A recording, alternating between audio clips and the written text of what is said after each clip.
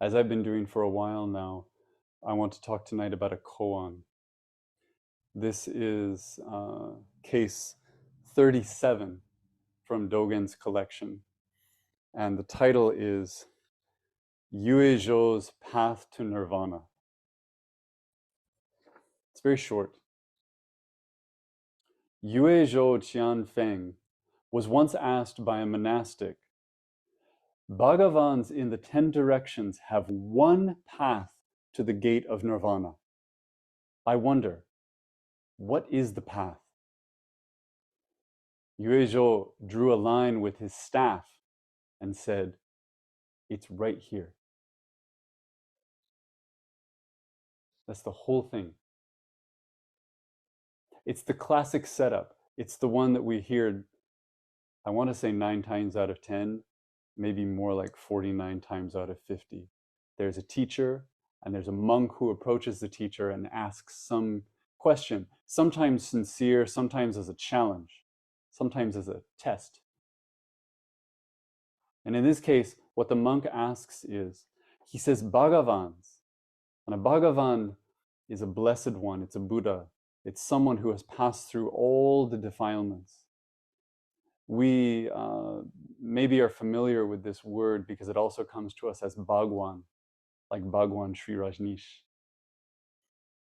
Bhagavans in the 10 directions have one path to the gate of nirvana. This is already, it's funny, he's just saying it. He's not asking if this is true. He's saying everybody knows this.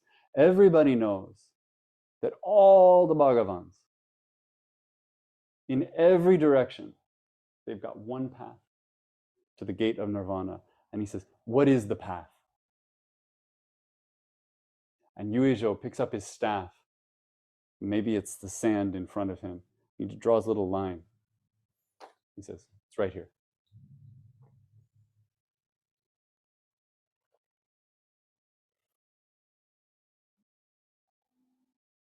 I think the first time that I read this koan, I kind of passed over it because it almost seems too easy. What Yuezhou does feels like the Zen thing to do. You know? It's kind of what we expect. He hears this question about a path and then he minimizes it.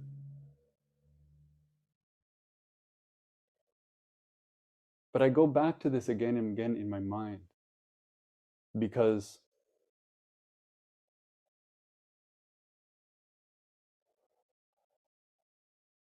it's still kind of perfect.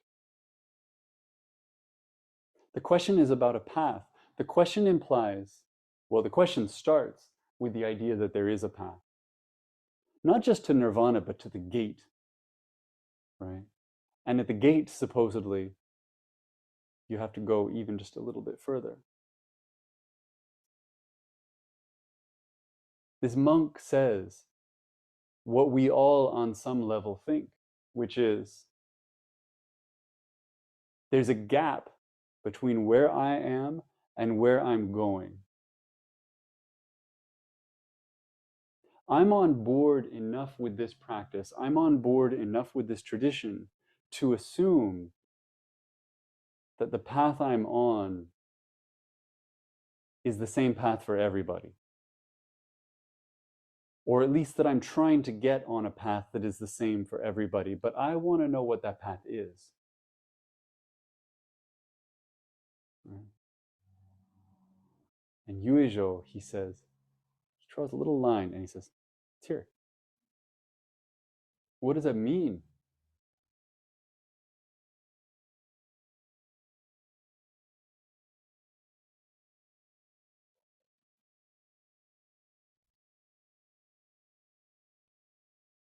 When I picture this,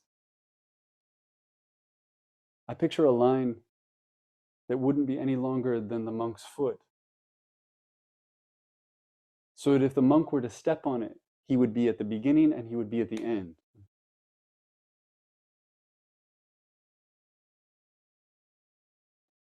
And this one is hard.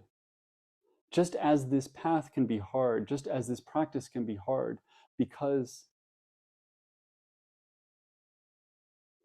if we take these teachings to mean that there's nothing to do, that there's no sense of going forward, that there is no step, we miss something. Now we're just basking in an idea of completion, a kind of fantasy of fruition.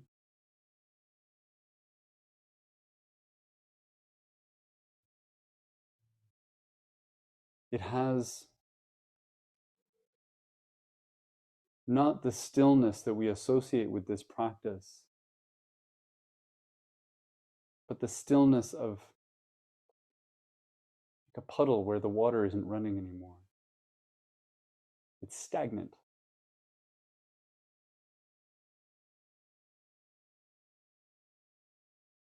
Everything in this tradition, everything Dogen was saying,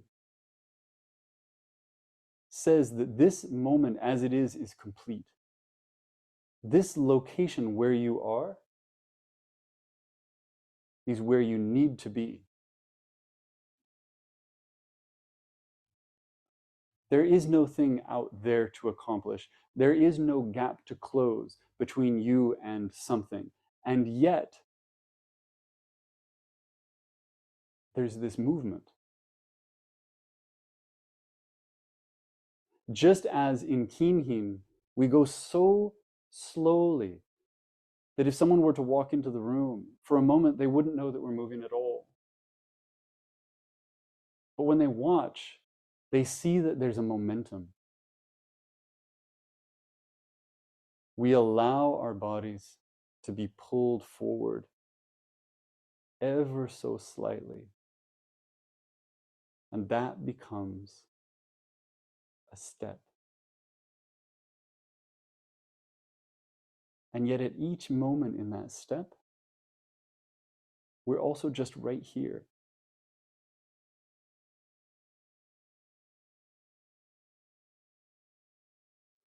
If we want to use Kinhin as a metaphor for the whole thing, it works because, of course, we move in this kind of invisible way, gripping the ground, replanting ourselves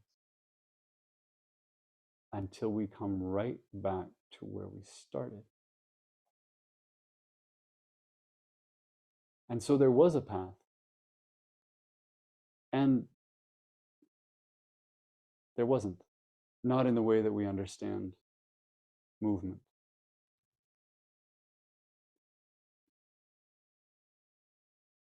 I want to share, in this case, Dogen's commentary on the Koan, because it's so perfect. This is what Dogen wrote 800 years ago about this encounter. He wrote, "Here is not in opposition to there." Because of course Yuezhou said, it's right here. Here is complete in every respect. It contains there and not there, and not here, both here and there, and neither here nor there. The staff, Yuezhou's staff, fills the entire universe. The one path contains the entire universe. It's right here is the entire universe. Do not lose the staff in meanings and concepts, and do not mistake it's right here as being like something. If you are not intimate with it, when it's revealed, you'll end up thinking about it for the rest of your life. When words and ideas are finally obliterated, the light first appears. Light or no light, wet with the morning dew, the truth appears on the tips of the 1,000 grasses. I love this. The whole encounter culminates in this pointing. Yuezhou saying, it's here, it's right here. And Dogen says immediately, It's as if he freezes the film and his narrator's voice comes on and he says, in case you think here is a place, think again, because here isn't just here. Here means that there is no here relative to there. Here means stop asking this question. The staff, which is what Yuezhou uses to point this out, he says the staff fills the entire universe. He says, don't lose the staff in meanings and concepts, right? Don't obscure this story by making the staff into something that means something else, right? Don't turn this story into something with more. The whole story is there. Yuezhou picked up his staff and he said, it's right here. Dogen says, do not mistake it's right here as being like something, right? Meaning, don't take it's right here as something we have to interpret so that it means the thing that it really means. It means exactly what Yuezhou said. It's right here means it's right here. If we take that to be true, if the monk took that to be true, the invitation is really interesting.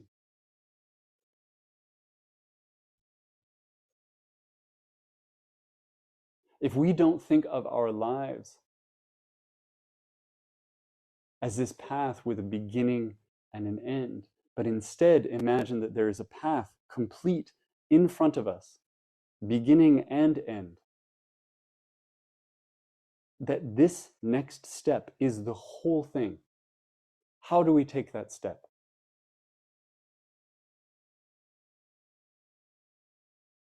When you know that the next thing you do is the entirety of the path, how do you do it?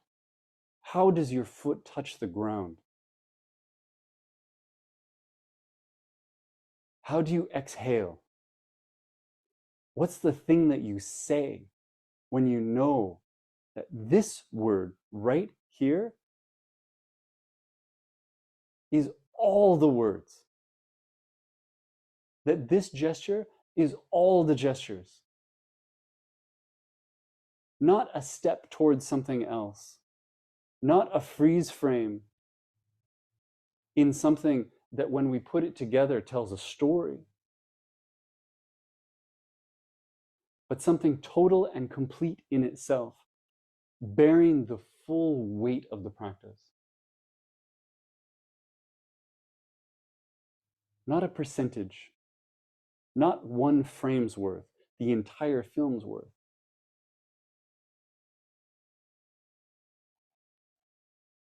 How do you look at that moment? How do you taste it? How do you stand? If the way that you stand is all the standing there is, that's it's right here.